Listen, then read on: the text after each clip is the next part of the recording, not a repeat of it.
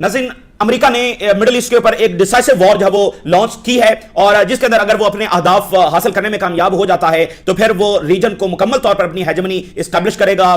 यहां पर जो मुकम्मल ऑयल और एनर्जी रिसोर्सेज हैं वो उसके कंट्रोल में होंगे, यहां की जो सारी पॉलिसी है वो उसके कंट्रोल में होगी, और वो बॉर्डर्स को भी रीड्रा करेगा। इसमें बहुत सारी गवर्नमेंट्स गिर सकती हैं, बहुत सारे मुल्क जो है वो टूट सकते हैं, और जो बॉर्डर्स हैं वो रीडिफाइन होंगे, रीड्रा वो करेंगे, और चाइना को वो इस रीजन से जब वो एक्सपेल करेंगे। ऑलरेडी गल्फ ममालिक जो हैं उनके ऊपर ये दबाव था कि आप चाइना को यहां से जब वो निकालें, लेकिन ये गल्फ मुल्क इस हवाले से स्टैंड ले रहे थे कि हम चाइना को जो नहीं निकालेंगे। तो अब आप देखिए कि अमेरिका ने इनको भी जंग के अंदर ड्रैग किया है जानते बुझते हुए, और इनके ऊपर जो फॉल्स फ्लैग कर रहा है इनके एनर्जी रिसोर्सेज को जब वो, तो बहरहाल अब ये उनके लिए डिसाइसिव वॉर है, यानी उन्होंने इसको इस अंदाज के अंदर जब वो शुरू किया जिस हद तक वो आगे आकर खुद जो है वो सामने आए। करना इससे पहले तो इजराइल ने भी हमला किया था, लेकिन अगर वो इसमें हार गए, और उनकी हार क्या है? ईरान का सर्वाइवल। अगर Iran as a state survive कर गया और वो ईरान के हिस्से बखरे ना कर सके, और ईरान रेजिस्ट करता रहा, चाहे वो 6 मिसाइलों की सूरत में ही हो, चाहे वो 8 ड्रोन की सूरत में ही क्यों ना हो, और ईरान इसमें कामयाब रहा कि उसने स्ट्रेट ऑफ हॉर्मुज़ बंद रखा और ये नहीं खुलवा सके, that would be the victory of Iran. और यानी ईरान का सर्वाइवल ही उसकी विक्ट्री है। ईरान की शिकस्त को इस तरह से नहीं मापा जाएगा कि उसका इतना नुकसान हुआ है। ईरान की ये जो सारी जंग है इसको इसी अंदाज में सिर्फ मापा जाएगा कि ईरान क्या सर्वाइव किया। तो अगर ईरान सर्वाइव कर गया तो फिर क्या होगा?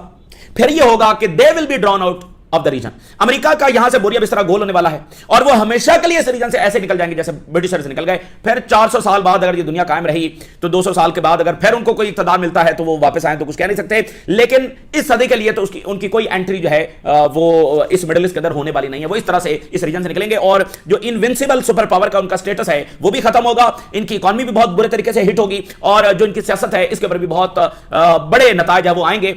खुद आप देखें कि अमेरिका में जो इस वक्त ऑलरेडी मज़ामत है बहुत शदीद दर्जे की है। इवन सेनेट ने वो रेजोल्यूशन पास नहीं की, लेकिन उसमें आप देखिए कि वोटों का फर्क कितना है, 5 वोटों का फर्क है, 5 से 6 वोटों का।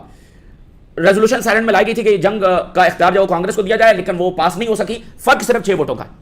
तो ऑलरेडी वहां पर एक दबाव है, प्रेशर है, और जो यहां से इकोनॉमिक कॉस्ट बढ़ेगी, और एक अमेरिकी एनालिस्ट ने यह कहा था कि व्हेन अमेरिकन्स फील के उनका जो लाइफ स्टैंडर्ड है उसमें मसला आ रहा है, तो देन फिर जो अमेरिकी एस्टेब्लिशमेंट है या अमेरिकी करता धरता है तो उनके ऊपर दबाव पड़ेगा कि वो ये जो इजराइल के साथ स्पेशल रिलेशनशिप है और ये जो सारी जंगें हैं इसके हवाले से वो कोई इकदाम उठाएं और इसको खत्म करें।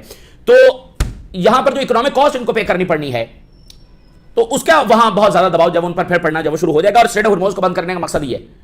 अच्छा, अब नाज़रीन, ईरान की जानिब से बहुत बड़े हमले और हिजबुल्लाह की जानिब से बहुत बड़े हमले किए गए हैं। सेंटकॉम ने 100 डेज मांग लिए हैं।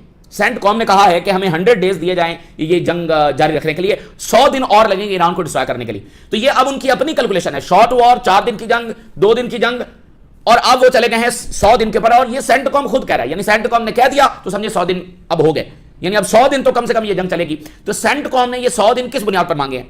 वैसे ट्रंप ने 100 दिन मांगे थे जब वो इलेक्ट हुआ था, और कहा था कि 100 दिन में वो सब ठीक कर देगा, अमेरिकी इकॉनमी बहुत ऊपर होगी, दुनिया में अमन होगा, यूक्रेन की जंग रुक चुकी होगी, वो तो उसने 24-48 घंटों में रुकानी थी, सो ऑन।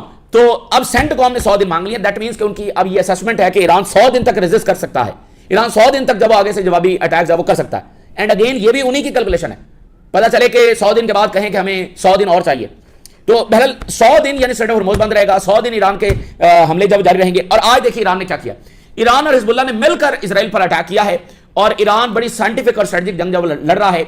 ईरान ने आज अमेरिका की जो कोर पावर है उसको हिट किया है, और वो है उनके रेडार्स, उनके थार्ड सिस्टम्स, क्योंकि जब ये फारिग हो गए तो उसके बाद तो फिर ईरान यहां से 4 ड्रोन भी भेजेंगे तो वो एग्जैक्ट जाकर हिट करेंगे। और ये इतने महंगे रेडार्स हैं, इतने महंगे ये सिस्टम्स हैं कि इनको फौरी तौर पर रिप्लेस नहीं किया जा सकता। वैसे भी इनकी कॉस्ट बहुत ज्यादा है और इनको रिप्लेस भी जब नहीं किया जा सकता है। तो आज ईरान ने जॉर्डन में भी जो रेडार है उनका, ये बहुत कीमती रेडार था, वैसे इसकी कीमत तो $500 बिलियन है, और ये पूरे रीजन में जो अमेरिकी ऑपरेशंस हैं उनको ये सपोर्ट करता है। और जो थर्ड का जो इंटरसेप्शन है वो भी इस रेडार के साथ जुड़ा हुआ है। तो थर्ड भी काम नहीं कर सकता, बेशक उसकी बैटरी मौजूद है, बेशक उसके इंटरसेप्टर मौजूद हैं, अगर ये रेडार नहीं है तो वो थर्ड भी उतना इफेक्टिवली काम नहीं कर सकेगा। समझने कि उसकी इफेक्टिवनेस जब वो 20% के ऊपर जब वो आ जाएगी। तो आज ईरान ने जब वो बड़ी कामयाबी के साथ इस रेडार को भी जॉर्डन में भी हिट कर दिया। तो ये जो गल्फ स्टेट्स का या जॉर्डन का ये दावा है ना कि जी हमसे तो जहाज नहीं उड़ रहे, ओ भाई अमेरिकी मिलिट्री मशीनरी है ही इन बेसिस का नाम। मिडिल ईस्ट में अमेरिकी मिलिट्री मशीनरी इन बेसिस को कहते हैं। अगर ये बेसिस नहीं है तो अमेरिका ने कहां से जहाज उड़ाने हैं? ये रेडार्स, ये सारा कुछ उसी के साथ लगा हुआ ना, ये सारा कनेक्टेड है। गल्फ का एक कंट्री जो वो भरा पड़ा है मोसाद से, तो वो यहां पर बैठे हैं, CIA जगह जगह पर बैठी हुई है। तो इसलिए ईरान ने वाजे पहले कर दिया था और अब वो अपने हमले बाकायदा एक्सपैंड भी कर रहे हैं गल्फ स्टेट्स के अंदर भी अपने हमले। अमेरिका और इजरायली टारगेट्स को, मोसाद जहां पर बैठी हुई है अमेरिका, देखना वो बेसेस से निकलकर होटल्स के अंदर चले गए। और जॉर्डन में आज उनको ये बड़ी कामयाबी हासिल हुई है। ईरान ने खैबर शिकर मिसाइल जो है वो भी दागे हैं, ये बहुत ज्यादा तबाही इजराइल के अंदर मचा रहे हैं। और हिजबुल्लाह ने क्या किया, हिजबुल्लाह आज डीप इनसाइड इजराइल चली गई है, उन्होंने हाइफा नेवल बेस को भी हिट कर दिया है। असल में इजराइल जो है वो बड़ी खौफनाक बमबारी बेरूत के ऊपर कर रहा है, सदरन लेबनान के ऊपर कर रहा है। तो हिजबुल्लाह भी एक डिसाइसिव वॉर के तौर पर इसमें दाखिल हो चुकी है। ये डू और डाई सिचुएशन है for all, for Iran and resistance.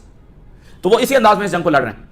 पहले ही दिन ईरान के फॉरेन मिनिस्टर ने इस जंग को ट्रंप के लिए बहुत बड़ा गैम्बल कहा था कि ये उसने गैम्बल किया, वो जमीनी हक़ाइक़ को जानता नहीं है। और ये गैम्बल आज साबित भी हो रहा है कि अच्छा। तो उधर हिजबुल्लाह ने क्या किया है, हिजबुल्लाह ने कहा है सैकड़ों और ये हजारों सेटलमेंट्स भी हो सकती हैं कि यहां से निकले। जो इजरायली सेटलर्स हैं बॉर्डर से 5 किलोमीटर तक सारे के सारे सेटलर जब निकल जाए, तो 5 किलोमीटर बहुत बड़ा एरिया होता है।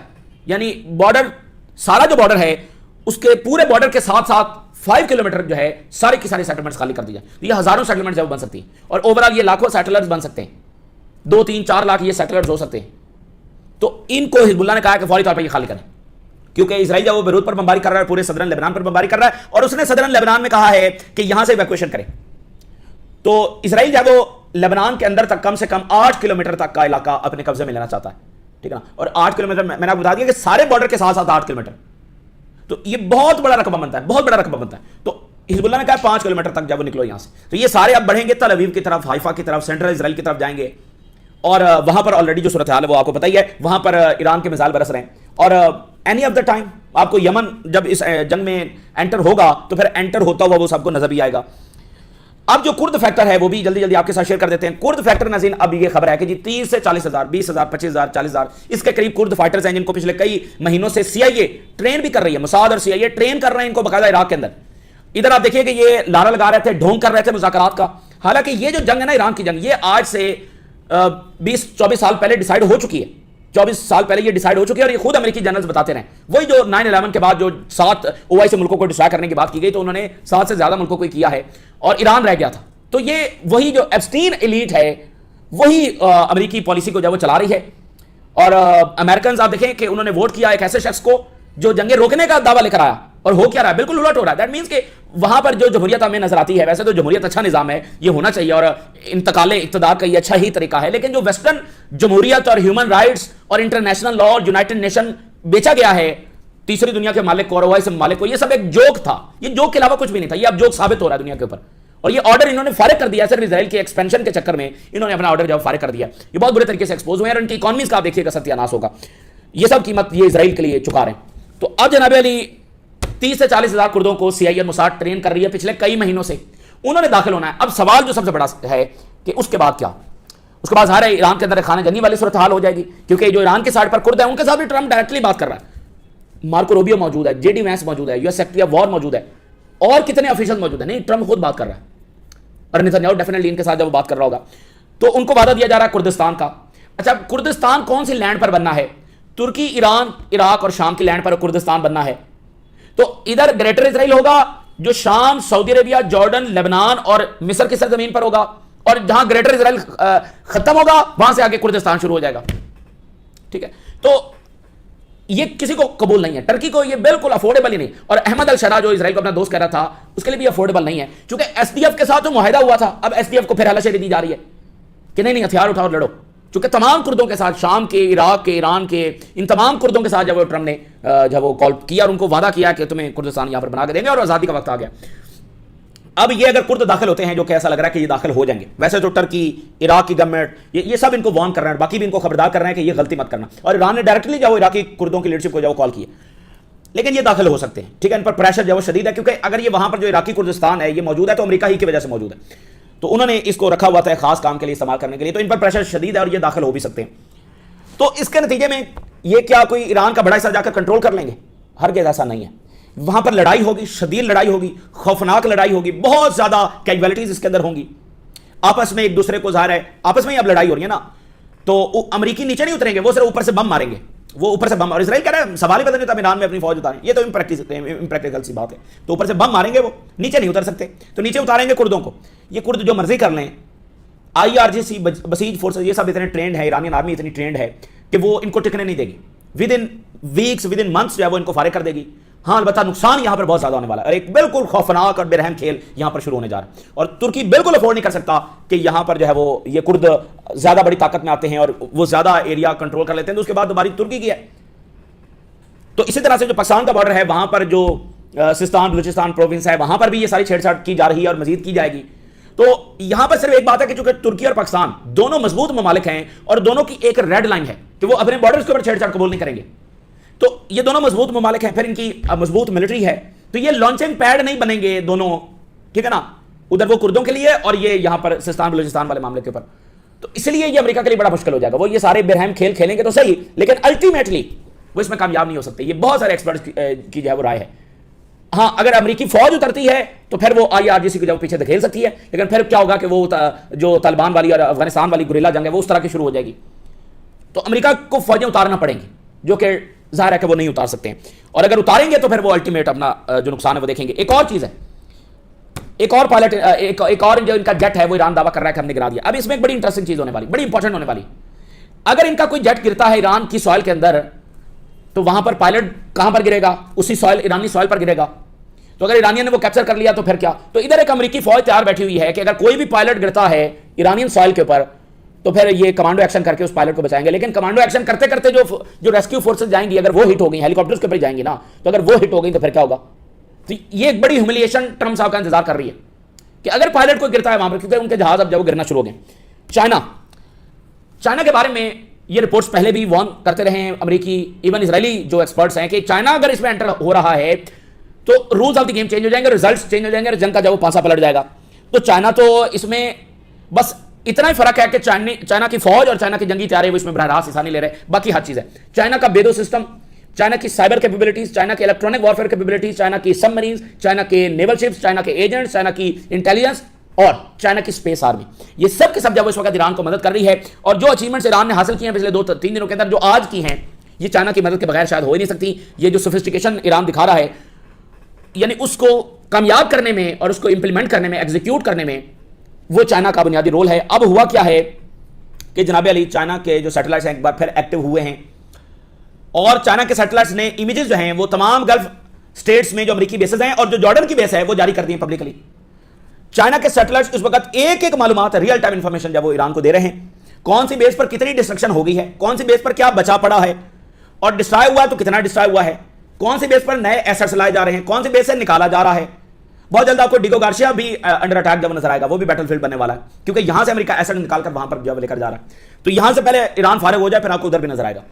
تو چائنا نے یعنی ایران کے تمام دعووں کو سچ ثابت کر کے دنیا کے سامنے رکھ دیا کہ چائنا جو ایران سوفسٹیکیشن کی بات کر رہا ہے کہ انہوں نے یہ کامیابی حاصل کی ہے، یہ کیا ہے، یہ ان کا برکس نکالا ہے، وہ ساری باتیں صحیح ہیں. انہوں نے تمام جو بیسز ہیں ان کی سیٹلائٹ امیجز دنیا کے سامنے پیش کر دی ہیں کہ یہ دیکھو یہ نقصان کیا ایران نے. ابھی تک اگر آپ نوٹ کریں امریکہ اور اسرائیل اتنی بڑی طاقت ہونے کے باوجود، جن کو فرانس بھی پیچھے کھڑا ہے، برطانیہ بھی کھڑا ہے، جرمنی بھی کھڑا ہے، اٹلی بھی کھڑا ہے، سارے کے سارے کھڑے ہیں، اس سب کے باوجود کامیابی کیا ہے ویسے ان کی؟ کارپیٹ بمبنگ کرنا تہران پر، ایران کی لیڈرشپ کو نشانہ بنانا، یہ ان کی کامیابی ہے. بھئی کامیابی کیا ہے؟ اسیسینیٹ کرنا ایک 86 سالہ شخص کو. اور آپ جانتے ہیں کہ ایرانین نیشن اور ریزسٹنس کی یہ انہوں نے ثابت کر کے دکھایا ہوا ہے کہ وہاں پر جو ہے وہ ایک شخص کچھ بھی نہیں ہوتا ہے، کسی ایک شخص کے جانے سے کچھ بھی نہیں رکتا ہے. ایران نے اور ریزسٹنس نے اپنے آپ کو اسی انداز میں تیار کر رکھا ہے اور دہائیوں سے اس بات کو ثابت کر رہے ہیں. حماس کے کتنے ہی لیڈرز کو اسیسینیٹ اسرائیل کر چکا ہے.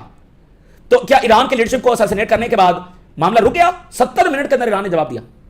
تو آپ اس بات کو سمجھیں، ان کو اچیومنٹ کچھ بھی نہیں ہوئی، کچھ اچیو نہیں ہوا ہے سوائے اس کے کہ وہ ہسپتالوں پر بمباری کر رہے ہیں، اسکولوں پر بمباری کر رہے ہیں، سویلین انفراسٹرکچر کو نشانہ بنا رہے ہیں. اور یہ ان کا طریقہ کار ہے.